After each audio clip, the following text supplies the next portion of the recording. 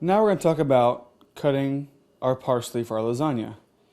Start off by chopping off the ends, making about a tablespoon of parsley, so 2 small pieces will work.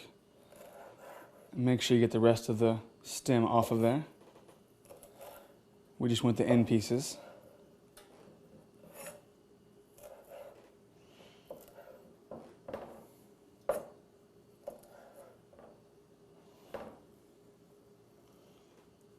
Make sure you look good. They like to hide on you.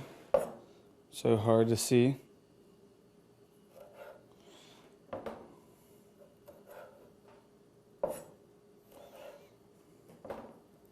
Last one.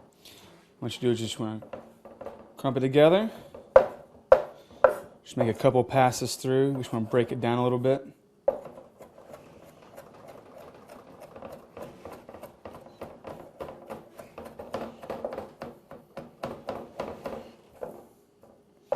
A little bit more. Just bring it in small pieces.